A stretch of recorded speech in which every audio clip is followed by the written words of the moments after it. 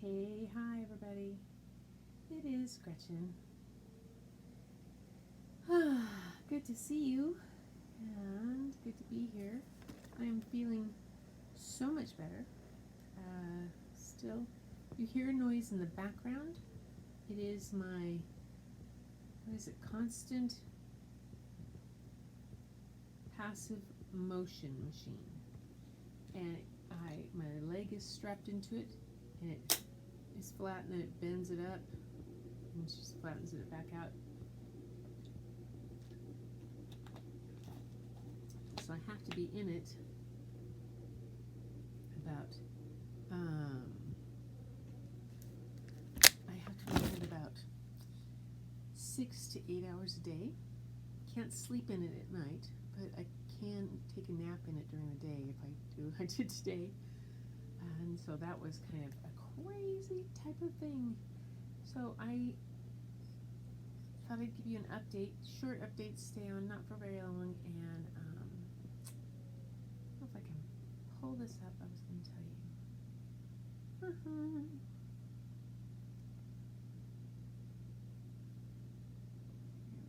Nope. I don't know where I am.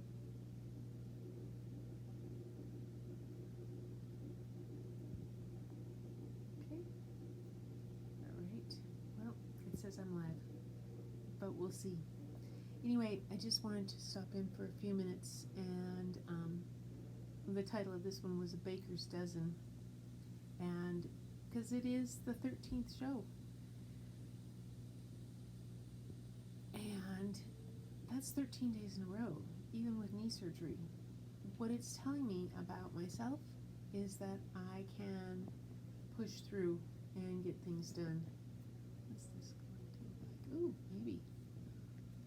Oh, there we go. Yeah.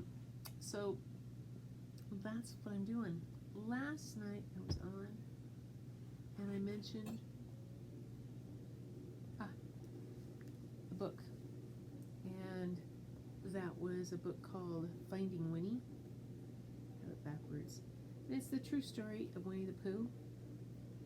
So I just wanted to show it to you. I think I'm going to feature a book over the next few days, as well as my art and whatnot that we can do. But as we approach the holidays, as a retired children's librarian, I have really, and an avid children's book collector, things that I could recommend. And this happens to be one of them. And I'm trying to get my, let me come up here on this so that I can see where I am. And there. Oh, there I am. Yes, I'm live. Okay, so that's good. I just wanted to check. This one I'm not on eCam because I can't be at my computer. I can't stand up on my own completely without a walker yet. And the nerve block in my knee has not worn off completely, so I have no ability. I was really excited because I actually was able to move my leg like 2 inches myself, but I still can't pick it up. I think I got it about a half an inch off the bed, but it'll get there. So we have to move it, have a strap, have my husband help me move it. But in the meantime, I thought I would recommend some books for those of you who might be out there looking for a book for a gift for someone special, and a way to add to it. Oh, goodness gracious. Oh, there he is. You could also add a Winnie the Pooh book. So you could add Winnie the Pooh to Finding Winnie, and it will be way cool. It's a great gift. This is this true story of Winnie the Pooh. He was a real bear, and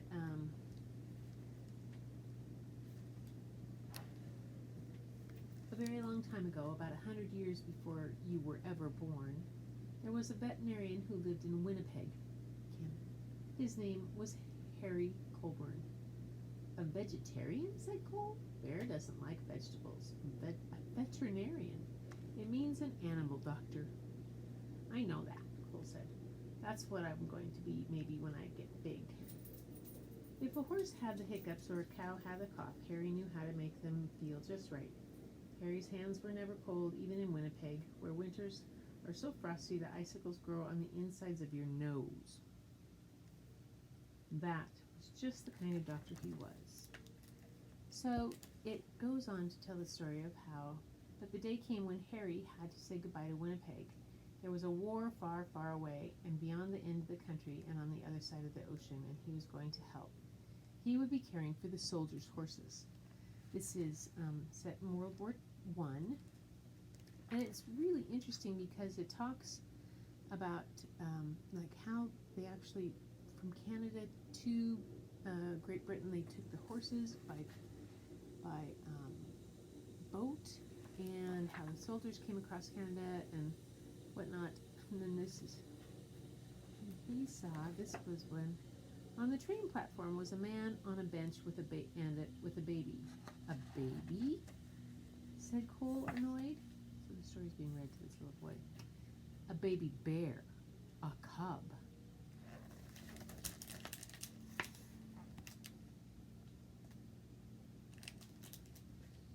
Harry stopped. It's not every day that you see a bear cub at a train station. That bear has lost its mother, he thought, and that man must be the trapper who got her. What do trappers do? Asked Cole. It's what trappers don't do. They don't raise bears. Raise them? You know, I said, love them. So it goes on to the story of what Harry did and how that bear became a mascot for the soldiers, named Winnie because of Winnipeg. They took it on the train all the way over to the camps, and then they even took it on the boat to England. Yep. And how once they got to England and the man knew that he had to go off to war, he couldn't take care of Winnie. So he had Winnie go to the London Zoo. It's going to be your home for a while, he said. And they were shipping to France. So Winnie had been raised by people all around. And it came along that one day there was a boy. Let's see. Once upon a time, there was a little boy with a stuffed bear. He had his bear since he was a baby, but somehow the boy had never found the right name for him. He tried Teddy and Edward and even Big Bear. One day, the boy went to visit the London Zoo with his father, and there was a bear. Right away, the boy thought, there is something special about that bear. Her name was Winnie. They became true friends, and the boy was allowed to come right inside the enclosure to play with Winnie. Once the boy had found Winnie, he knew just what to call his stuffed bear. He named it Winnie the Pooh. And the boy was called Cole, asked Cole? No. His name was Christopher Robin Milne. Christopher Robin would visit Winnie at the zoo, and then he would take his stuffed animal on all sorts of adventures in the wood behind his home. His father, Alan Alexander Milne, wrote books all about them. Harry's Winnie became Winnie the Pooh, and there has never been a more beloved bear. It shows all about it. So, if you were ever a fan of Winnie the Pooh, just illustrate pictures, and or just looking for a great book to read to somebody, then that, oops, switch that back, I'm sorry, my camera went switched around, then that would be a great book to get. It won the Caldecott Medal a few years ago. But it's such a good book. It is such a good book. It was always one of my favorites to read to the kids at school when I was a teacher librarian, and it's one that they really enjoyed too. And then they would draw bears. Yay! Oh my goodness. So that is about what I'm going to do tonight, because one day post-op surgery for a knee replacement is, I'm doing much better, but I'm still really tired. Last night was not a sleeping night. It was kind of rough. So I'm making up for it today. Been sleeping a lot and still have more to go.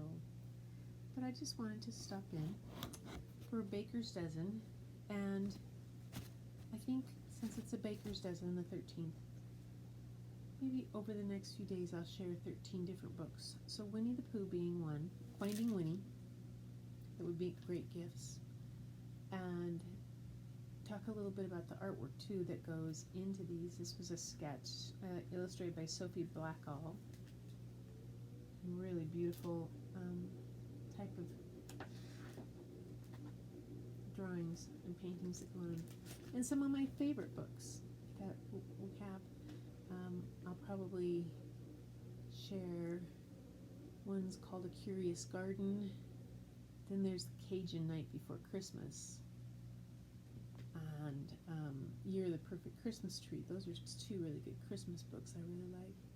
Then there's one called 'Twas the Night Before Thanksgiving that's hilariously funny. Skippy John Jones, of course, makes an amazing book. Is an amazing book of the whole series. But yeah. So, folks, I'm not going to stay on long. I just wanted to check in, get my live done, get in here and show up for the community that shows up for me all the time, and say thanks for being here. Anyway, it's been grand. I will see you all later, and remember, no matter what you're doing, keep looking for the beauty hidden in plain sight. And the first place to go look is in the mirror, because you're going to see it looking right back at you. All right, everybody have a great night. Thank you for stopping in.